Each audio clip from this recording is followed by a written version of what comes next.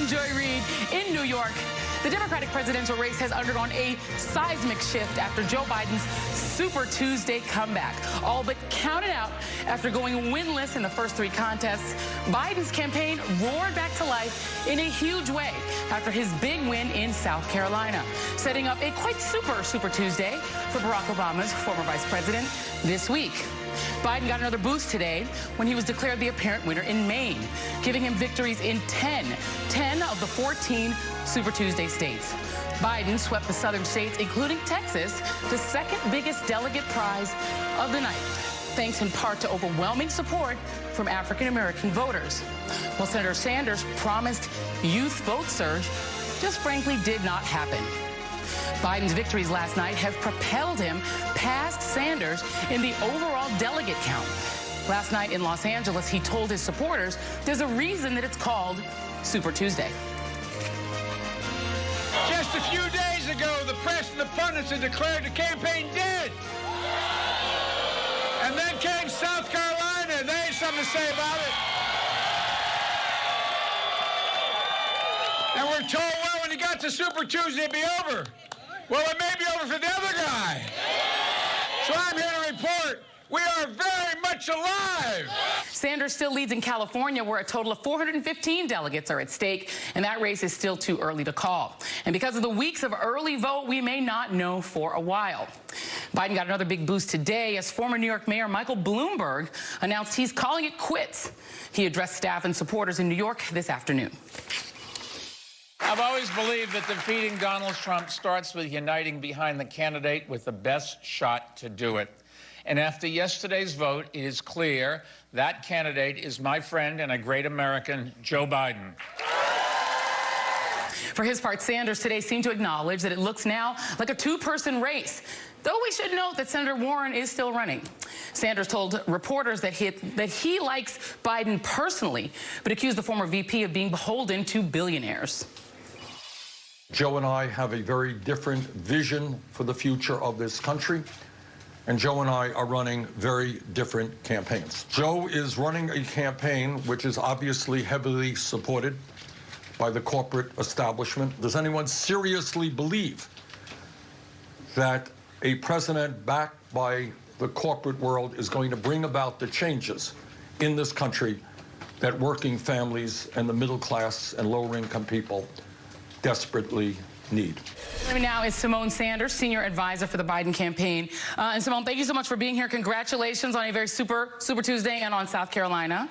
Thanks for having me, Joy. So what do you guys count up your win to? I mean, obviously, South Carolina propelled the campaign forward. And, you know, give us sort of your take on how you were able to get from a campaign a lot of people were declaring to be, you know, not dead on arrival, but really struggling, to a campaign that is now the front-running campaign. Look, Joy, a lot of people counted Joe Biden out, but I always bet on Joe Biden. Look, what we saw yesterday on Super Tuesday and in South Carolina is enthusiasm, and in many places across the country, an increase in turnout. And I think that is a strong response to the bold vision that Vice President Biden has put forward. Look, we need to unite. It is time for Democrats to unite. Democrats across the country have all indicated that the most important thing to them is beating Donald Trump, and we need to build on the bold vision that the Obama-Biden administration had put forward. That is what Joe Biden's campaign is doing. So this campaign, Joy, is for anyone that's been knocked down, anyone that's been counted out. We welcome you here because we have work to do. Let me play for you an ad that the Senator Sanders campaign is running right now, running in Florida and perhaps other states. Let you take a look. Bernie is somebody who has the virtue of saying exactly what he believes, great authenticity, great passion, and is fearless. Bernie served on the Veterans Committee and got bills done. I think people are ready for a call to action. They want honest leadership who cares about them. They want somebody who's going to fight for them. And they will find it in Bernie.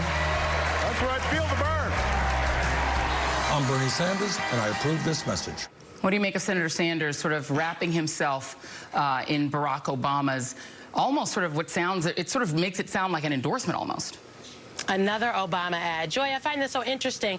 In 2012, it was Senator Sanders who noted that Obama had actually been a disappointment. President Obama had been a disappointment. He hadn't gone far enough on a number of issues and topics, and said that, you know, it wouldn't be too bad if he had a primary opponent. So I find it very interesting now in this race, when the polls have tightened, after a number of voters in this country have had their say, namely African-American voters, Democrats, with whom President Obama is extremely popular. Now we have another individual trying to wrap themselves in the cloak of President Obama, if you will. I think what we've seen in recent history, Joy, is that ads, no matter how many ads you run, no matter how much money you spend on ads, they cannot erase the facts and history. How would, if former Vice President Biden is the nominee, he's still going to need that young, the energy of the Sanders voters. He's going to need young progressives to turn out. That is the base which Senator Sanders really still does very well with. What pitch will the Biden team make to Sanders voters if he's the nominee? Look, I think the reality is voters across the country, young people, young voters included, older millennials and Gen Z, they don't want a revolution, they want results. Young people are angry, and they understand more than anyone the existential threat that is climate change, the threat that is an economy where, yes, GDP is up, but wages are stagnant for so many people across the country. They are saddled with student debt, working 2 or 3 jobs just trying to pay the bills. They can't buy homes. And so Vice President Biden has put forth a bold vision for that. Our campaign is, in fact, a campaign for everyone. We have to do this together. It takes a bold vision, but none of the things that I noted can get accomplished if we do not beat Donald Trump. So I don't think we'll have a problem bringing the party together, Joy, if, in fact, Vice President Biden is the nominee, which we believe he will. We have, from day one, said that this campaign is about restoring the soul of the nation, rebuilding the backbone of this country, and uniting America, and that's what we plan to do. Before I let you go, Simone, I have to show you this. Let's show a little bit of VO. I don't know if you can see it from where you are. This was yourself and Jill Biden bodying 2 protesters who are apparently, I guess, anti sort of PETA or anti-meat. Your thoughts in that moment, very quickly, before I let you go. Well, one, I am proud to stand behind and with Dr. Jill Biden any day of the week. Look, we had a number of protesters at our rally last night in California. Our security acted very quickly, and in the moment, a number of staffers, women staffers, might I add, sprung to the stage and sprung into action. So I'm proud no one was hurt, Joy, and I'm just happy that our rally could continue. But I would just note, don't mess with Jill Biden, okay? That's Jilly from Philly. Oh, I hear that. Well done to both you and Dr. Jill Biden. Thank you very much, Simone Sanders. Really appreciate your time. Thank you. Joining me now is Congressman Mark Pocan. He is the Wisconsin chair of the Bernie Sanders campaign. Thanks for being here, sir. Yeah, thank you, Joy. Glad to be here. Thank you. So I played earlier for Simone Sanders, who's from the vice president's campaign, an ad that Bernie Sanders is currently running in the state of Florida that sort of wraps him in the mantle of Barack Obama, of President Barack Obama. Let me let you hear what Senator Sanders has said about that ad. Take a listen. Well, look, we have worked with President Obama. I'm not going to say he and I are best friends. We talk every now and then. I wanted to make it clear because, you know, there's a lot of... Is it fair to run an ad sort of wrapping Senator Sanders in Barack Obama's mantle when he did indeed suggest that President Obama should be primaried in 2012, when he he called him a disappointment, and when he is saying that he is anti-establishment? I can't think of what would be more establishment than the President of the United States. Well, I think the real way you look at that ad is Bernie Sanders was there on every major initiative that the president needed him. When the president was in office, Bernie Sanders was there, and they were crucial partners in making sure that legislation passed. So I think it's very fair for Bernie Sanders to talk about the record that he and Barack Obama shares in advancing a lot of really important public policy. Does he regret wanting to have him primaried?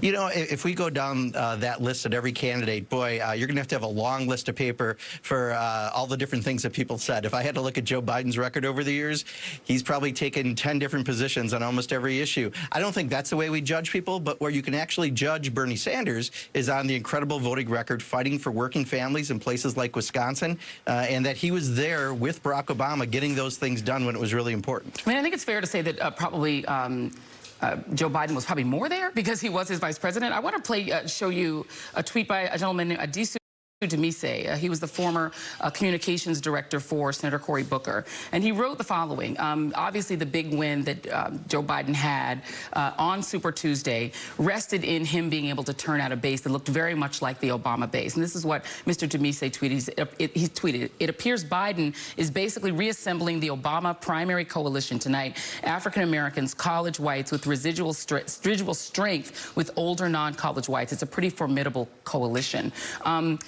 It doesn't appear that Senator Sanders has grown his coalition with those groups. Do you have a sense within the campaign of why? Yeah, well, first of all, I would disagree with that. I think when you look at the votes he's gotten, he's improved among African-American voters. He's picking up big quantities of Latino voters. The way I look at it is this is like a basketball bracket, right? We had the Democratic primary bracket, and let's face it, we're down to the final two candidates. We've got someone who's a moderate establishment candidate, and we have a progressive populist candidate. And I think we're going to look at both of their issues and judge them.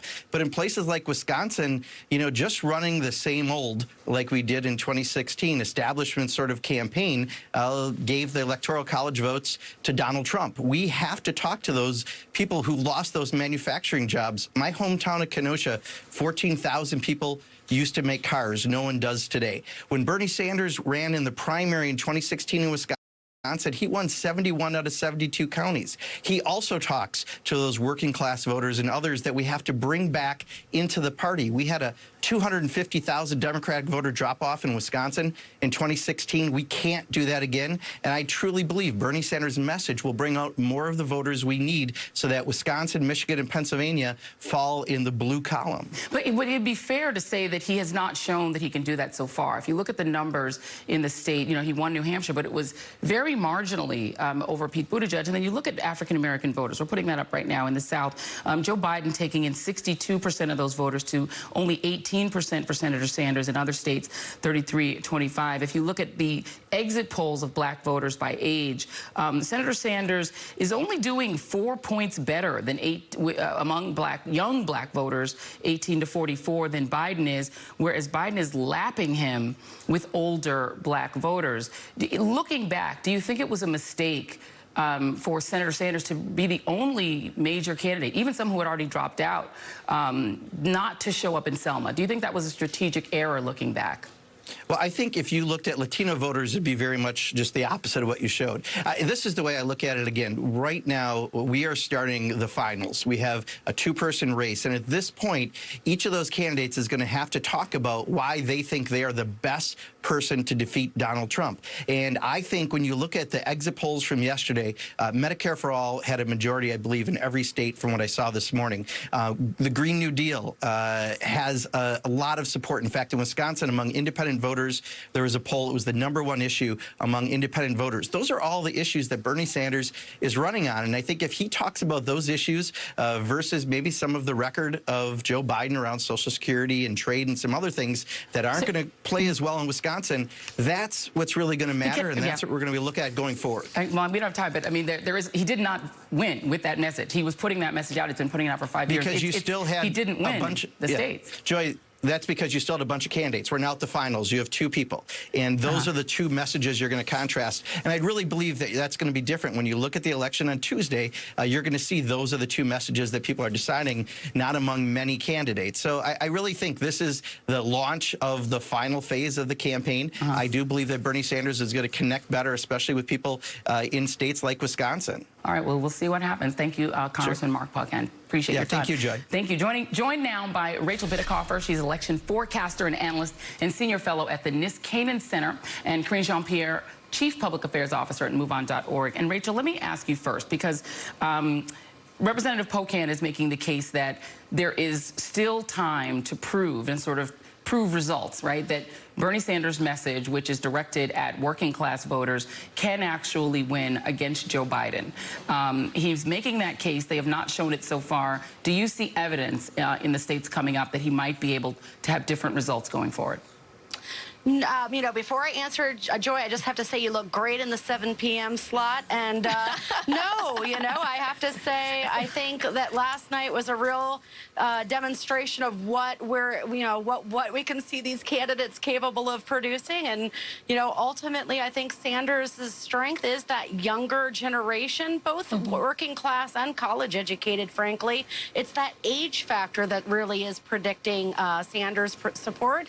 And as the Congressman pointed out, that Latino voters, too, are much more conducive for Sanders. But, yes, I think it's not going to make much of a difference, the winnowing, in terms of who is supporting the candidates. Let me, Karine, for you, just put back up this black voter support number in the southern states.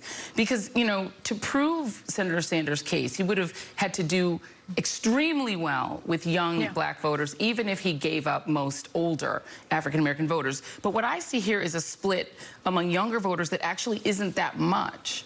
I'm sorry, this is clip 5 for the producers. It was only 35 to 39. So it wasn't as if there was sort of a blowout among young voters, whereas with older voters, it was in favor of Mr. Biden, of former Vice President Biden.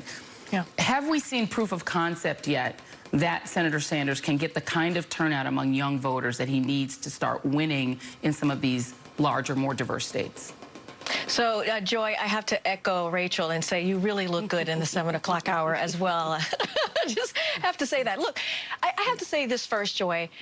What we saw last night, as a student of politics myself and someone who teaches politics and worked in politics as long as I did, what we saw yesterday was remarkable. The comeback from Joe Biden was, I mean, it was unheard of. And he did it without much money. He did it without really an operation outside of South Carolina, and that's kind of where we are with this race right now. I mean, it was because of black voters that Joe Biden's been catapulted into the position that he's in. Now, what Joe Biden has to do now is, can he turn and build a real operation, a paid media program, a field program? And what's going on with Bernie is that he is not expanding his base, and he needs to do that very, very quickly. Look, he's doing well with the young Latinx community. You saw that in Nevada. He got 51% when you look at the entrance polls there. Very, very impressive. But he has to do more. He has to break in a little bit more with African-American voters, both young and old. He has to expand that electorate, and he just hasn't been able to do it, and he doesn't have a lot of time. One thing that Bernie knows really well is in 2016, as we saw, once you have a decent lead in delegates, it's hard to catch up. And right now, it is a delegate game. Yeah, it is going to be interesting. I wish we had more time. Rachel Bidicoffer, thank you very much. Karine Jean-Pierre, my friend, thank you all very much. Thank you. Really appreciate both of you. Do you think the president is rooting for Sanders? Look, I think the one thing the president doesn't want to do from the very beginning is face me, because I will beat him. Period. Period. He has done everything in his power. He's even risked his presidency because he doesn't want to face me. Welcome back. That was Joe Biden on the threat that he poses to Donald Trump in an interview with the Today Show tomorrow. Biden's multiple victories last night marked a stunning turnaround for a campaign that appeared to be on life support just days ago. But his resounding win in South Carolina and a series of high-profile endorsements propelled him into Super Tuesday with the momentum that he needed to overtake Bernie Sanders. Well, now Politico is reporting that Trump's political operation is shifting its focus to Biden and ramping up its efforts to convince Sanders supporters that he's being robbed of the nomination, attempting to deepen divisions within the party. Trump tweeted today that the Democrat establishment came together and crushed Bernie Sanders again. And he labeled Elizabeth Warren a spoiler, saying, so selfish for Warren to stay in the race. She has zero chance of even coming close to winning, but hurts Bernie badly. As the New York Times reports, for months, Mr. Trump has told aides he believes he can shape the Democratic race to his own advantage by focusing on specific candidates.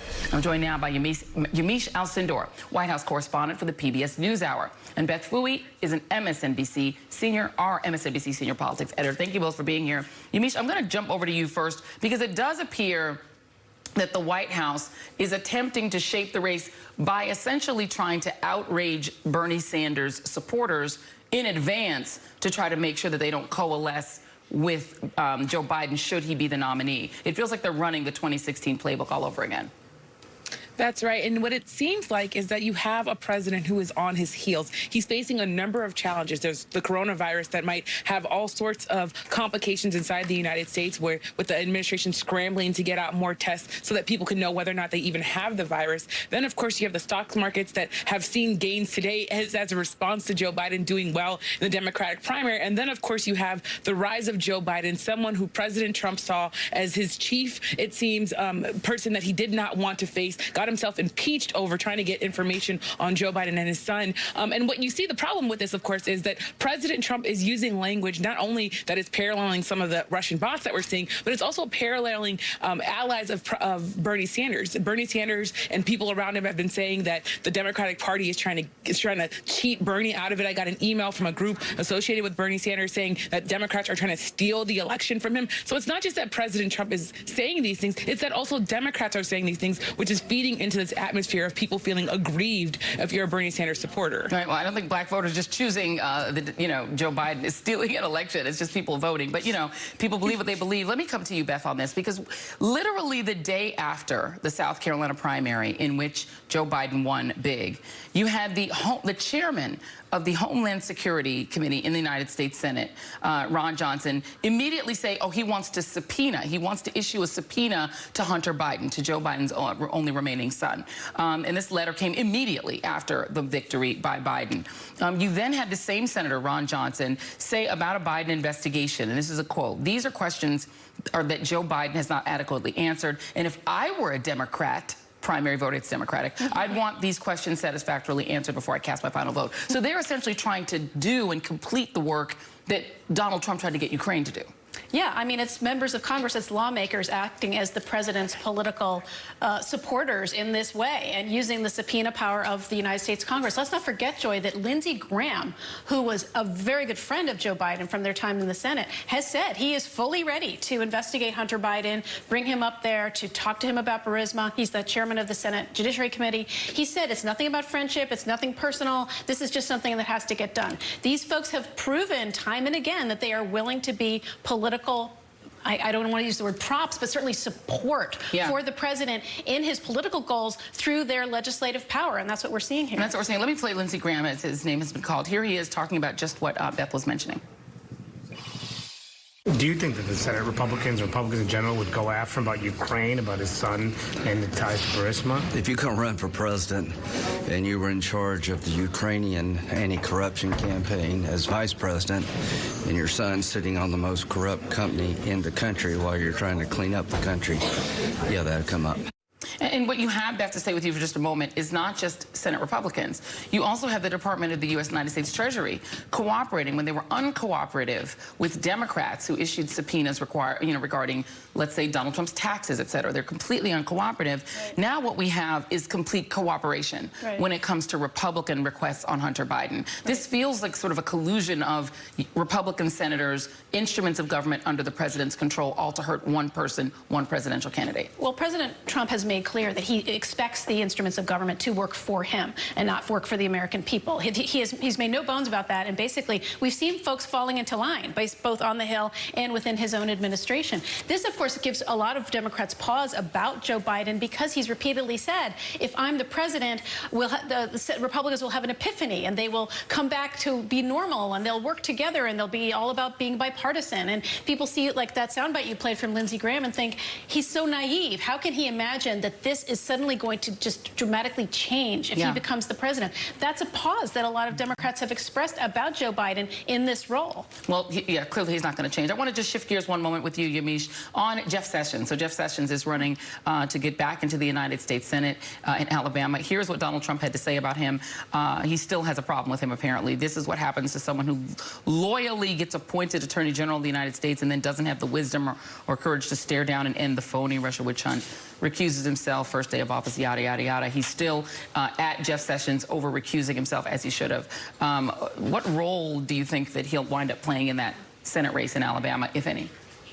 Well, if he does at all get involved in that race, you can bet that he's going to be trying to push back against Jeff Sessions. He obviously is very, very mad at him still. He blames him for the entire Russia investigation and the entire special counsel's investigation, which, of course, was pretty legitimate and found that Russia was, in fact, meddling and continues to try to meddle in our elections. But you could kind of almost picture him, Joy, angrily typing that, fuming wherever he is in the White House or on the plane somewhere, because you can tell he's just so angry at him. So I think we're going to see more of that anger continue. Yeah, and we've seen Jeff Sessions respond with, of course, sycophancy. It isn't working so far, though. Yamiche Alcindor, Beth Fouy, thank you very much. Really appreciate you both. And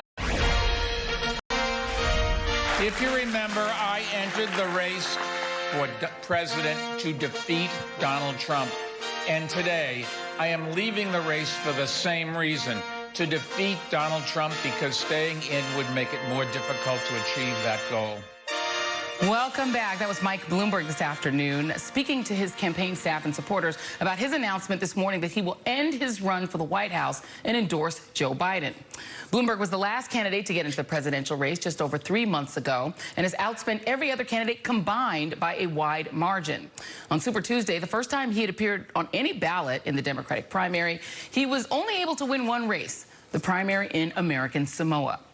He's the only candidate who started the day reassessing his campaign. As Bloomberg left the race, Senator Elizabeth Warren spent the day with her team figuring out what, if any, path remains for her. Not only did Warren not win any Super Tuesday states, she finished third in her home state of Massachusetts. For more, I am joined by Lily Adams, former communications director for the presidential campaign of Senator Kamala Harris, and Tim O'Brien, senior advisor to the Bloomberg campaign. Thank you very much. And I'm going to start with Lily. And I want to play for you something that I asked the producers to pull because it was such a memorable line that James Carville had about Elizabeth Warren. Take a listen. Well, Elizabeth Warren, I think, had the best bio of anybody that has run for president in my lifetime. And she had the best critique that corruption was killing the country.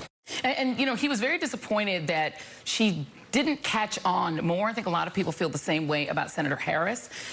How do you assess why she didn't? Why it is, in your view, that that Senator Warren was not able to catch on more in that progressive lane? Was it that she explained how much it would cost to do Medicare for all, and she paid the price for that and Bernie didn't? What do you think is the explanation?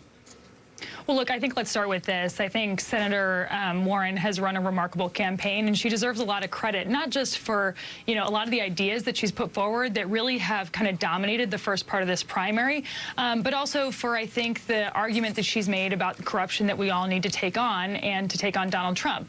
But there'll be a lot of times for obits and for who did what, when, and wrong, but I think that she has contributed a lot to this race. There's also going to be a question, Joy, about why are there no more women left in this race, and I think the Democratic Party is going to have to ask themselves some very hard questions about what sort of sexism continues to exist out there. Yeah, I think Tulsi Gabbard is still in it, but I think you make an excellent point. I think she came in second in American Samoa, so I don't want to get any calls from Tulsi's fans. I think she's still in it. I think that, Tim, one of the things that a lot of folks would say that Senator Warren did accomplish was really, you know, really taking down your candidate, really taking down Michael Bloomberg. I want to play the moment that a lot of people just remember as ether. Take a listen.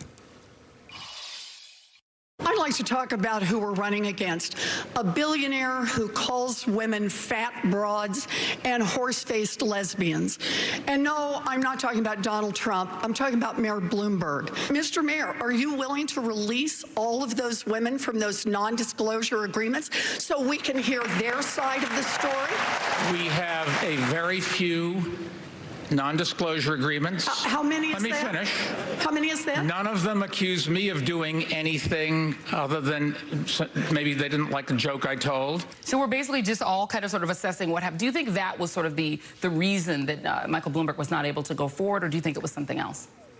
No, Joy, I mean, I think everyone recognizes that that first debate was a real stumbling block for Mike in many different ways. I think prior to that debate, you know, we were polling 1 or 2 in most of the key states. There had been a big surge around Mike as the candidate to bet on to beat Donald Trump. And I think that debate was a stumbling block. I think he bounced back after that debate, but there's no question that was a moment. Let's talk about what both of these candidates can accomplish going forward. And Lily, I'll go to you first.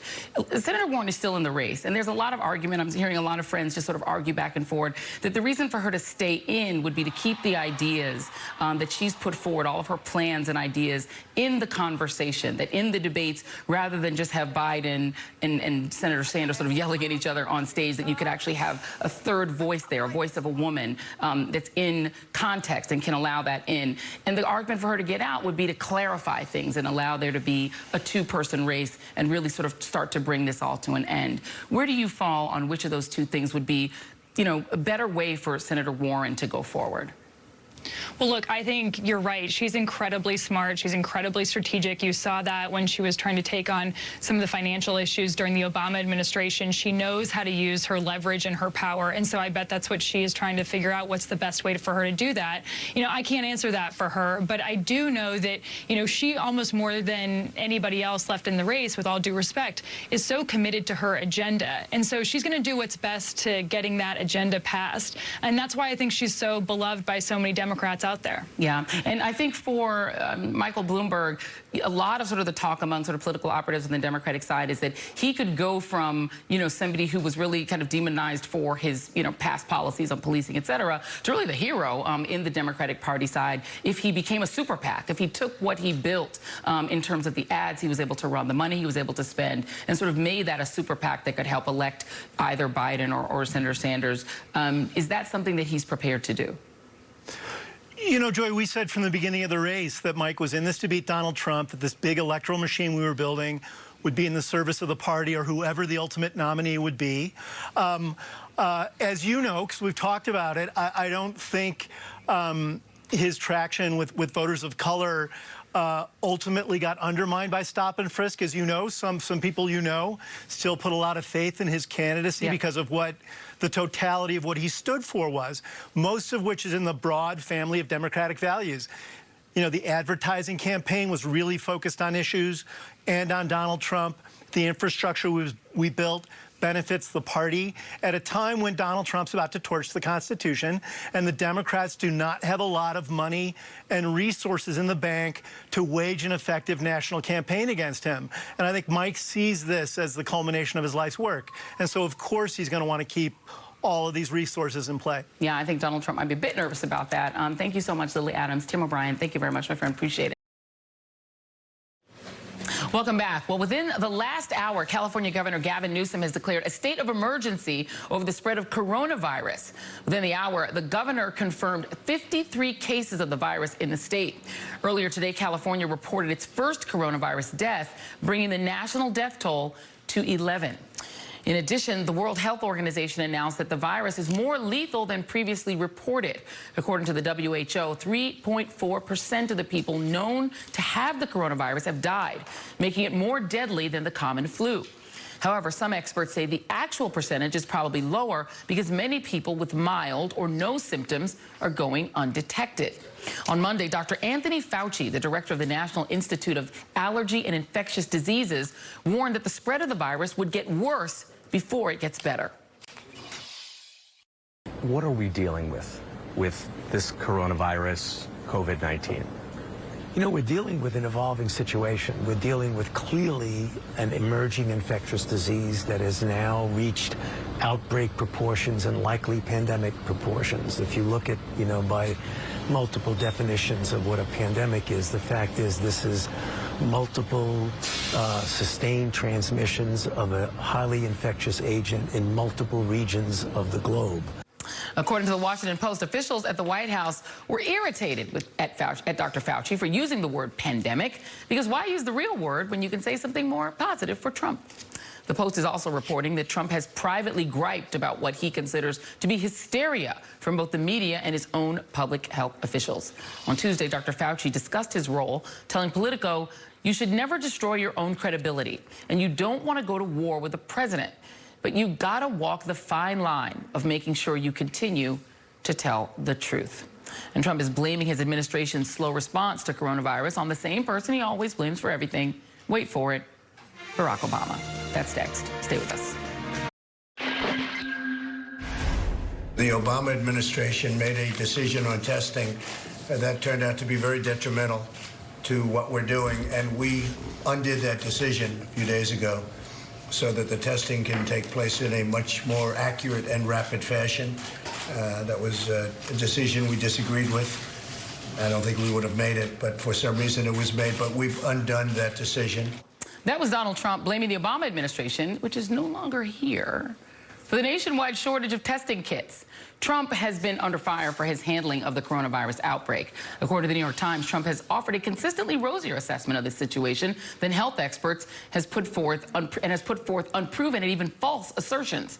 Early today, Congress approved an $8.3 billion fund to help fund a robust response to the virus. The package was nearly 7 times what the president had initially requested. And for more, I'm joined by Democratic Congressman Sean Patrick Maloney of New York and Dr. Celine Gounder, infectious diseases specialist and host of the Epidemic Podcast. And Congressman, I'm going to go to you first. The Obama administration is gone. What do you make of this president who has gotten very poor grades for his handling of this outbreak so far, blaming the previous president? Look, the point is not to score political points. It is to protect vulnerable populations. The problem with what he's talking about is that there has been an unconscionable delay in the CDC getting testing kits to all the people who need them. In addition to that, the CDC does not provide guidance even today for the most vulnerable populations in the most vulnerable settings. What the Trump administration has failed to do is to take this seriously and to coordinate a government response that would allow nursing homes, for example, to protect elderly patients, because we know elderly people are particularly vulnerable. They aren't doing that. They need to. Yeah. In New York, where we have an outbreak in the Hudson Valley, every nursing home in New York should have a protocol that the CDC provides to screen who comes in, to test immediately people who have symptoms, and to have the kits to do that, and to have the knowledge about how to handle this so that we contain these outbreaks and we get treatment more quickly, and we can do better tracing, and we can effectively respond. The resources we passed today on the Hill are essential, and it was outrageous that the president tried to do this on the cheap. This funding, so people understand, is consistent with the funding that has been passed previously for similar situations. It's what's necessary to have a full-blown government response. So we're getting there, but days are going off the calendar. We could have learned much more rapidly from the Chinese experience and from others around the world who are doing some things better and some things worse, and we can learn from that. But we need to do it in time to protect people from this virus. Yeah, and you've had very recently on Dr. Gounder, Dr. Anthony Fauci have to carefully explain to Donald Trump that no, there's not going to be a vaccine in 3 months, that is actually not possible, and have to explain that to him. He didn't seem to understand it. Meanwhile, you've got members of Congress. I'm going to show you this video here of Matt Gaetz of Florida going around on the House floor in a gas mask. This is not exactly, you know, they're not causing lots of confidence to erupt around the nation. Is there something they could be doing differently other than everything? Well, I did find this afternoon's press conference actually somewhat reassuring. You know, there were a lot of points made by Vice President Pence, Tony Fauci, Debbie Birx, and others that were reassuring in terms of what they were highlighting in moving forward. So there was clearly a recognition that the screening protocols and the dissemination of test kits was a problem. They are addressing that. I don't think it's happening fast enough, but at the same time, it is happening finally. You know, they did note nursing homes did need to be a priority here. There was also clearly an effort to address safety for travelers with the meeting with the airlines, you know, and also addressing, you know, how do we keep people who are working, you know, how do they stay home if they need to stay home? How do we address school children? I think there are some gaps, however. I think, you know, if somebody wants to stay home from work because they have symptoms, how do we make that possible, especially if they are hourly workers? If kids have to stay home, and, you know, what do we do in terms of childcare or to help parents stay home with their kids? Those are big gaps that still remain. Yeah, and Congressman Gaetz apparently said that, you know, they come in contact with so many people in the public. That's why he said that he was wearing the gas mask. There's also a clear recognition, Congressman, that there's a political potential price that this president will pay for the poor handling so far and the poor grades that he's getting, and also for its potential impact on the stock market, things like that. Are they paying too much attention to those kind of political ramifications? Well, first of all, I think it was disgraceful that Matt Gaetz is joking about it or making light. I mean, going out of his way to bring a gas mask to the House floor, that's not easy to do, first of all.